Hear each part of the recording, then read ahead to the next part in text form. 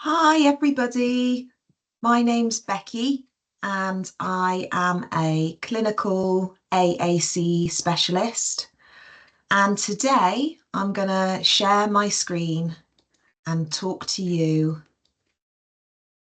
about a really important subject linked to AAC users that I felt was to be really powerful for those of you listening today, depending on what stage you're at, working and supporting people that use AAC, whatever the type of AAC that is. So I'm going to share my screen and I am going to start my presentation. So the title of my talk is The Holistic Considerations for Supporting an AAC User's Journey. And I felt it was really important to do this because no two people are the same, therefore no two AAC users are the same. And the ideas that I've generated on my slides are linked to my clinical experiences. I have been a speech and language therapist for nearly 20 years, and I joined Smartbox Assistive Technology nearly 4 years ago now. So other slides, other things that I talk about today are linked to clinical experiences that I've had since joining Smartbox, and I'm going to talk through those holistic considerations, holistic meaning thinking about that person as a whole. And one of the biggest things that I always do, and I think is super important, regardless of the role that you're in, is we need to meet the person where they're at.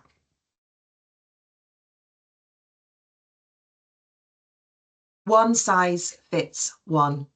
And we're really passionate about this as a company. And I think these are good words to live by when considering those holistic needs to support an AAC user along their journey. So super quickly, Smartbox is a assistive technology company, and we think really carefully about supporting someone around potentially communication and or also their independence. And obviously communication and independence intertwine. Communication underpins everything that we do, and independence is huge for all of us, isn't it? We all want to lead as independent a life as possible. And we are the creators, makers, owners of the Grid software. And as a whole team, we enable others to learn and understand that this software platform can be used in many different ways. And elements of that are going to come into today's presentation. So just to set the scene, and I want to go beyond the surface of the words that are going to start to come up on this screen. Okay, so for every word that I give you now, the first being communication, these are all going to feed into those holistic considerations. Okay, so I feel like this is a really good way to structure this talk today. So communication, I've just touched on it, but on a deeper level, when thinking about that journey that we embark on to support an AAC user, because it's not all on that AAC user, communication comes up obviously a lot of the time because many people that use AAC to extend and enhance how they communicate. But on a deeper level, what we're actually thinking about is connection. As human beings, we do want to connect with the world around us. It might look different for one person to another person, but connection is absolutely fundamental. So on a much deeper level, we need to be thinking about how does that person currently connect with the world around them? How would they like to be connecting? Who? What might they like to be connecting with?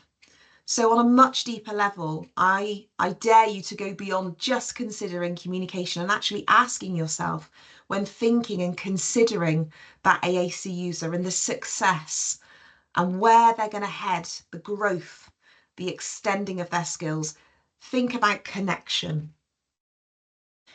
Independence, absolutely, such a powerful, important word, but on a much deeper level, control.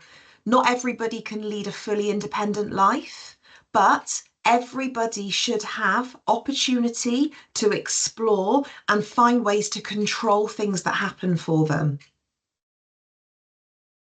Access. Now, you could have the most amazing communication book, chart, voice output communication aids, a communication aid, but if that access isn't the right type or types of access, how does that person participate?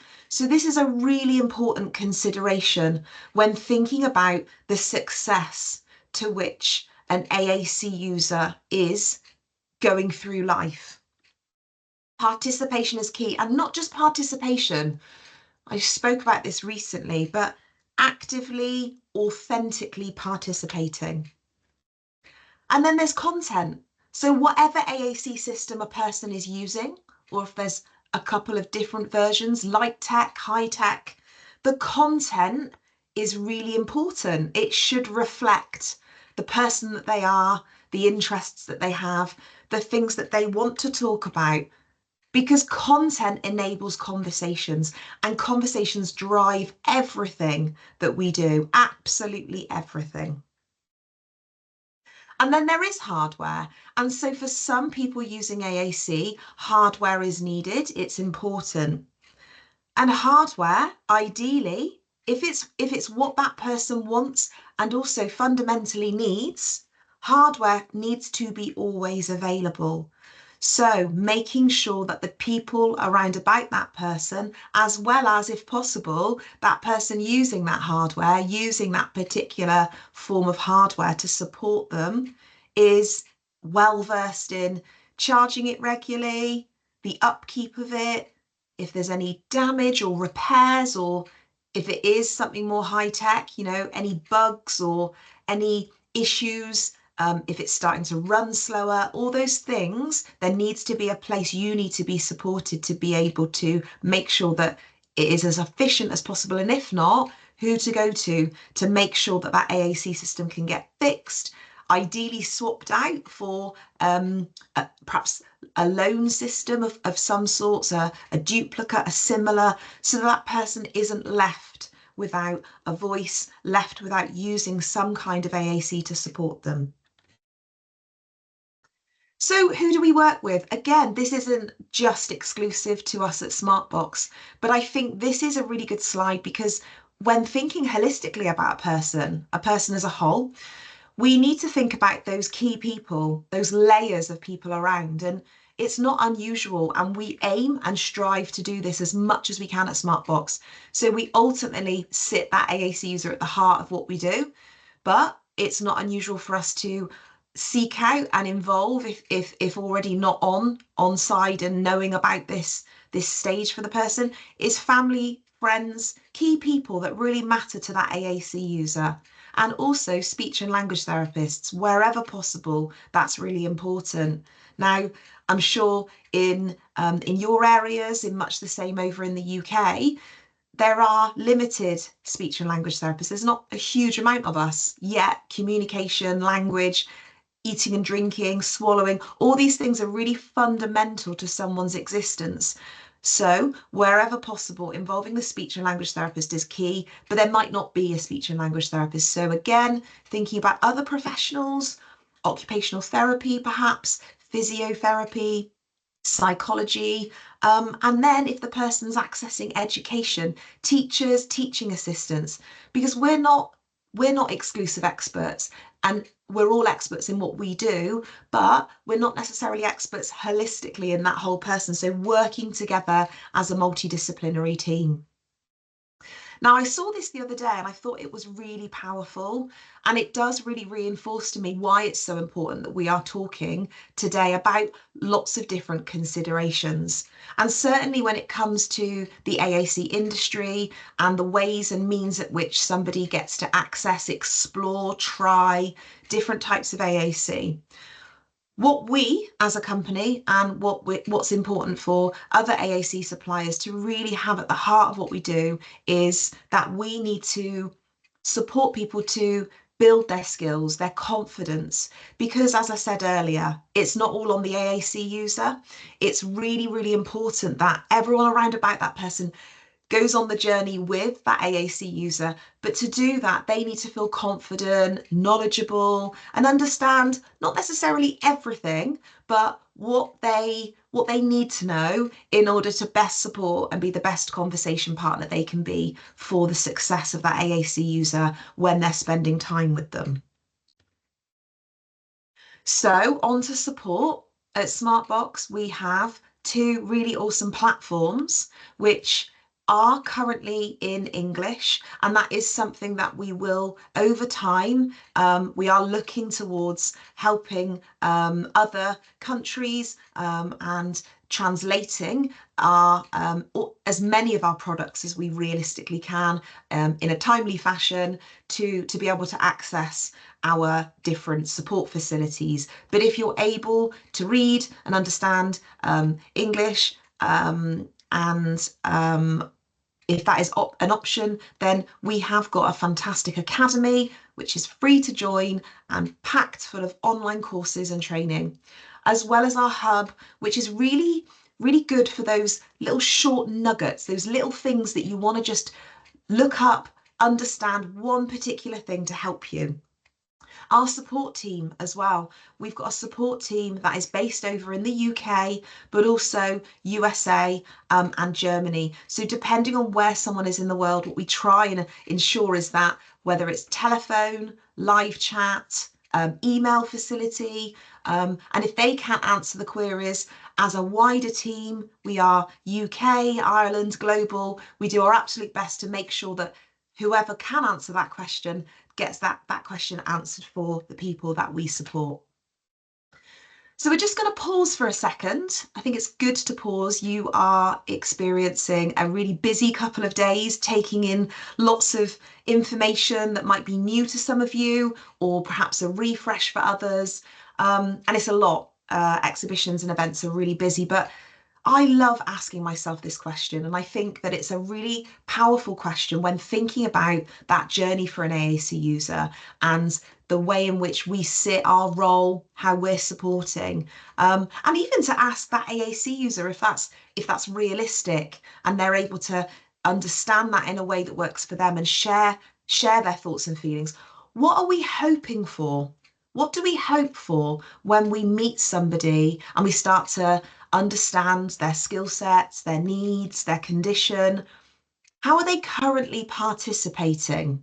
So all those people perhaps on your caseload, or you've got a particular person at the moment who you're working with other professionals maybe, asking yourselves as a team, how is your client currently participating, and what else could help? Because it's about solutions, isn't it? It's about outcomes. We can have the most amazing kit, books, charts, but actually it's not about that. It's about the outcome for the person, and then thinking, what else could help them? What tools? Because that's what AAC essentially is AAC is, they are tools that someone might use lots or occasionally, or for a short period of time, again, depending on the condition. So ongoing support is really, really important, and it should be planned into the considerations attached to what supports someone to be successful as an AAC user. As it says on the slide, AAC development is a journey, it's not a race. It does take time, practice, opportunity, real life experiences, and it needs to be so closely linked to that person in terms of their day-to-day existence. That enables that person to really see the value and bond perhaps even with their AAC tool, their tools. How are we going to support that user throughout that journey? So can that person call somebody if there's something going on that might be a bit of a problem? As I said earlier, perhaps something's running slow if you're using software. A cell isn't activating in quite the right way. The book itself that they're using, or their chart, is it as current and up to date? Is it truly reflecting what's going on for that person? Can that person seek out the help to be able to make sure that their AAC system, whatever that is current and relevant, but also leaves room for growth as well? Because we don't stay who we are. We evolve, we age, we change, and our circumstances change. How are we going to support them now and in the future? I think sometimes that gets a bit lost, and I get it. For some of us, if we have caseloads for short periods of time, there's a real focus on what's happening now, but we've got to consider if it's a child, that child is going to get older, bigger, stronger, more hormonal potentially, and then going into kind of adulthood, or depending on the condition that person has, factoring in and thinking, is anything going to change for that person with regards to their condition? Is it a progressive neurological condition? Has the person acquired their condition? Now, if you are brave and believe in possibility, and we totally commit to thinking like that question sort of asks, now and later support. If someone has access to robust vocabulary, that is the magical golden ticket to enable that person to be as effective as possible content-wise, vocabulary-wise, if we're thinking about language, conversation now, to converse now, and to converse next week, next month, next year. So robust is something that I would imagine a lot of you are familiar with and know, but just to clarify, what I mean by a robust vocabulary system is that we need access to core words. Those 80% that make up about 80% of what we say, core words, transferable, magical words that you can use on their own, or use to formulate and build sentences, phrases.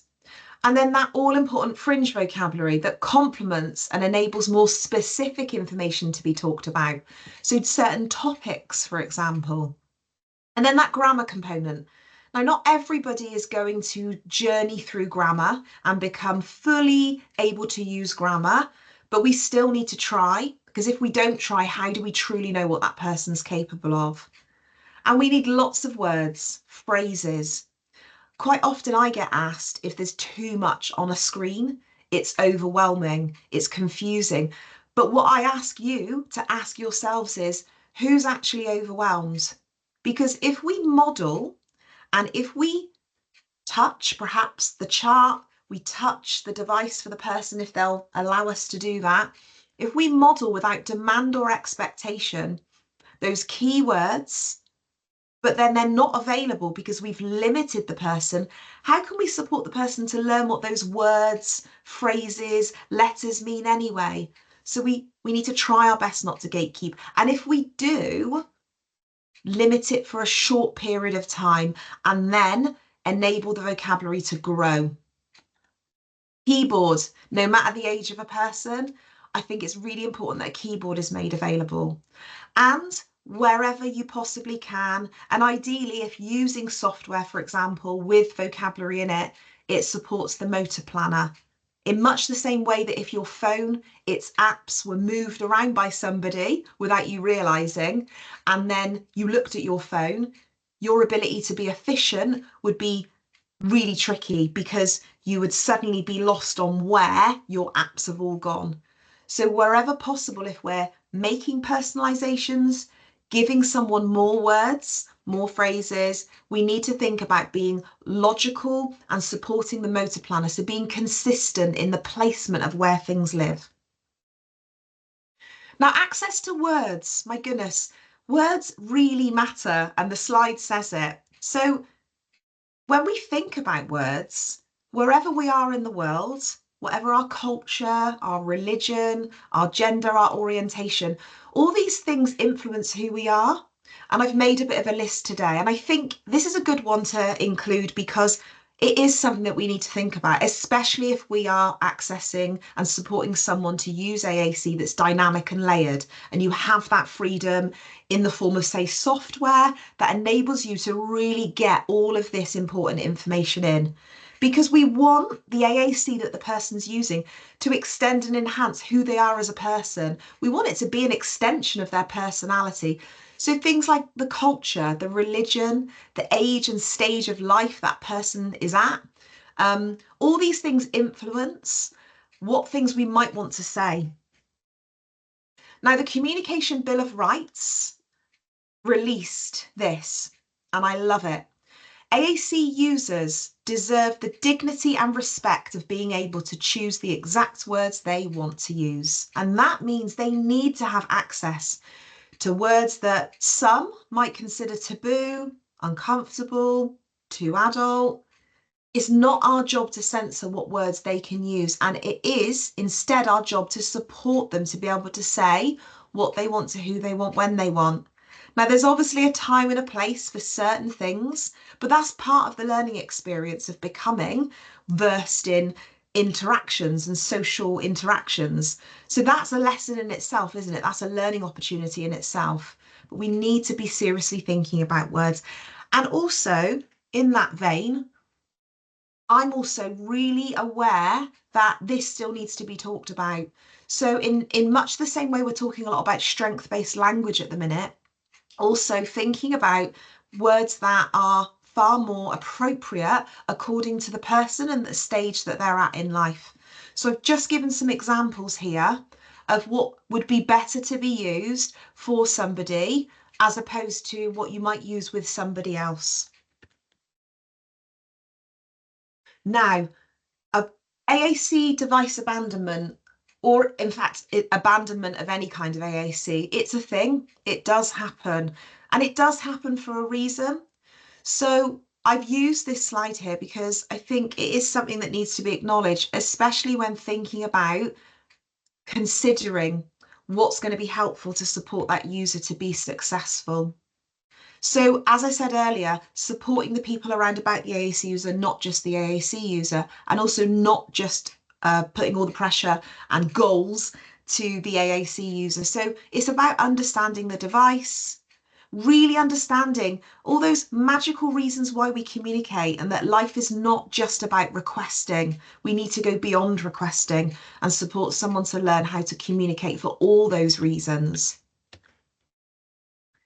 So we did a study recently, we did a lot of research, and it was all linked to device abandonment, AAC abandonment. So I thought it was quite useful just to share the results here and the reasons why people found using AAC systems a challenge at times, because this might feed into your considerations and the role that you're in when thinking about what might be the difference between success and not so successful access, use of, implementation of AAC. We've got some top reasons here for why AAC systems were abandoned. And I've given a user perspective, families and professionals.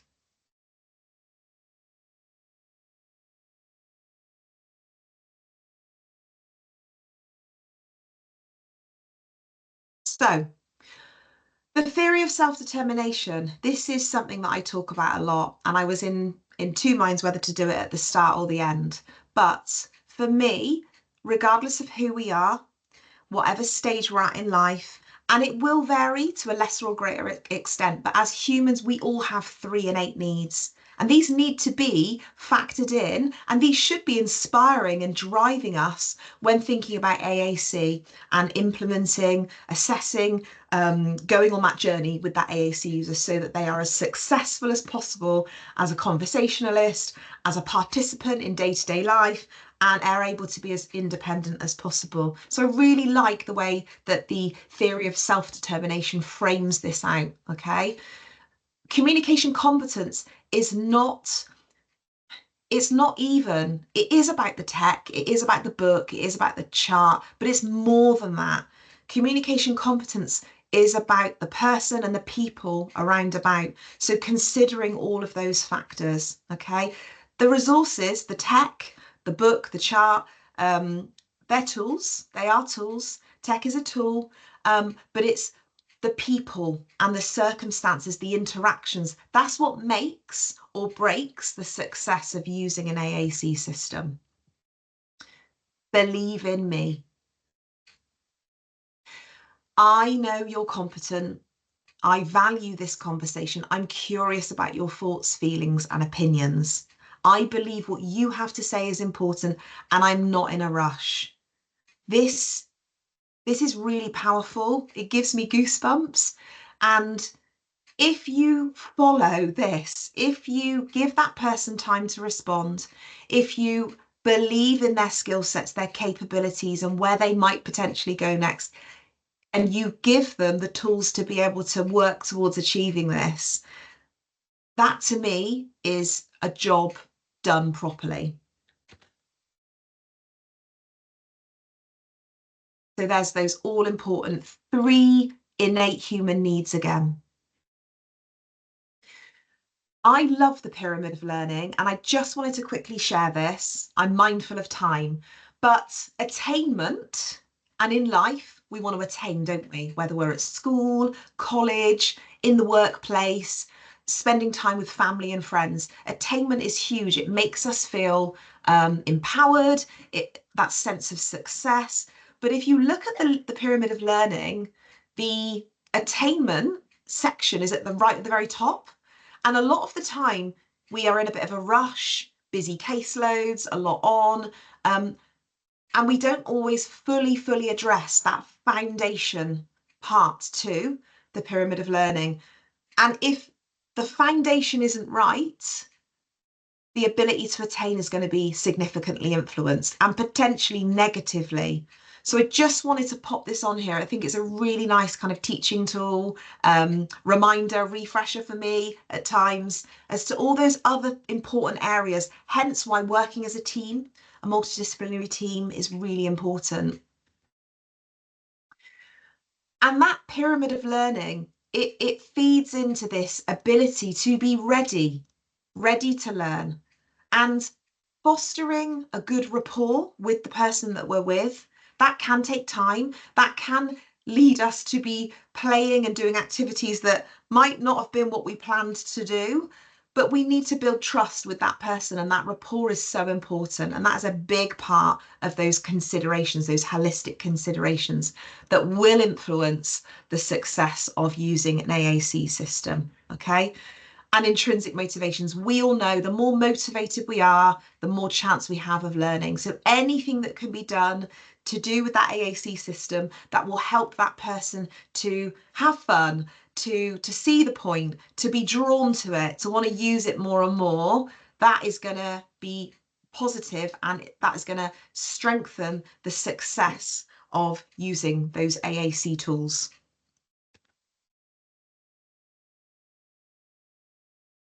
So here, I'm just popping up some kind of summary slides of what might be involved when we think about the holistic side to supporting someone using AAC. So assessment, of course, taking your time, not rushing into deciding what's needed, exploring. Evidence, looking at the evidence attached to what it is that you've decided to use, whether it's a particular vocabulary package, whether it's a particular device.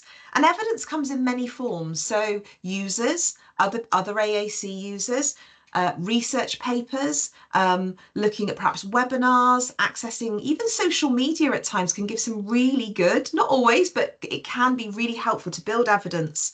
And then also evidence in the sense of there are places, depending on funding, where you need to sort of prove concept. So building that evidence that this is the right tools for that person. So this all can feed into those holistic considerations. But at the heart of it, we have that AAC user. Funding all over the world can be a challenge, so that can influence what happens for the person.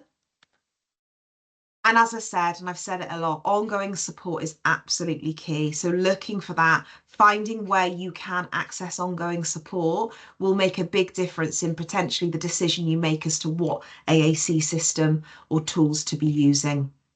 And those knowledge and skills and the ongoing development of knowledge and skills and who can do that for you. Multidisciplinary working, can't emphasize it enough. We've talked about this a bit already, so that just reinforces again how important that is. Now, access is really important because, as I said earlier, if we don't have the right access method, we're not going to value and gain from that person experiencing and using the right AAC system.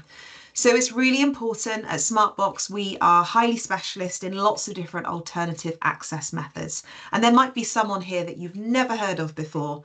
And we can talk more about this if this is of interest to anybody after the talk.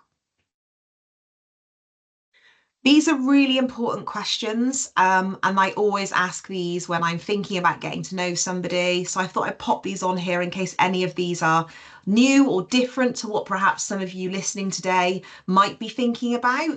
But it has to be about that AAC user, that person, that human. What matters to that AAC user? Spontaneous language generation, being as authentic as possible, richer conversations and control of their life. I think these are really, really big for me. But all of these on the slide are incredibly important. Improved emotional well-being, mental health.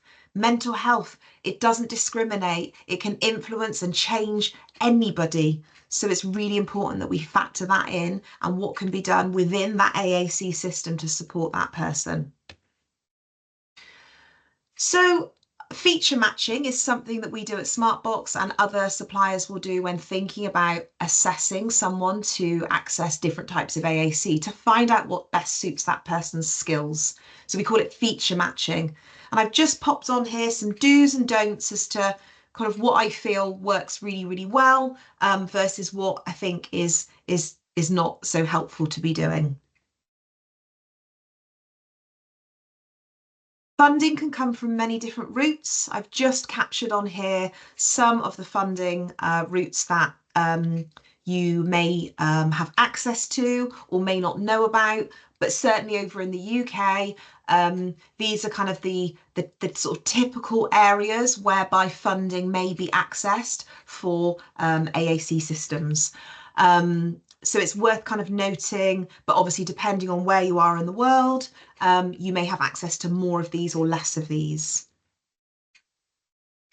As I said earlier, some situations require proof of concept. So generating and providing evidence. So if possible, it's ideal if you're able to borrow kit for a period of time after an assessment has taken place. That's something we certainly do at Smartbox. And it can be really helpful and can make all of the difference.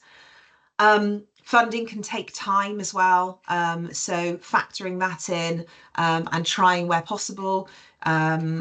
Software features like Grid, for example, you can print and access light tech options. So again, thinking about, whatever it is that you're using, is there an interim that can be used to support that person once they've started to get familiar with it until perhaps funding has been agreed?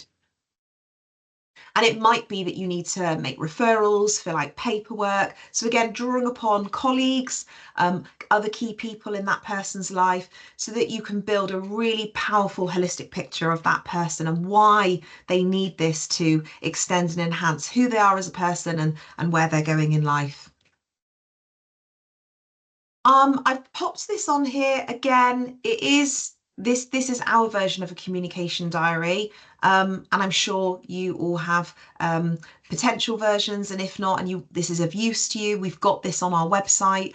But having one place where you can capture evidence, whether that be videos, photographs, writing notes down, asking people just to pop an example of a situation where the AAC system, the tools have enhanced that experience, could be really useful.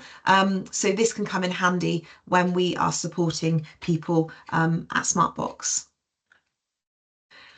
Thank you for listening. I hope that wasn't too rushed, and I'm sorry that I wasn't able to be with you live.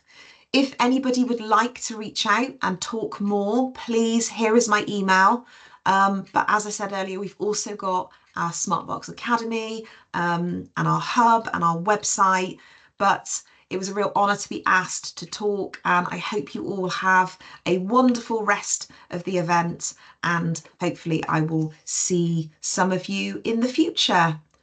All the best. Bye.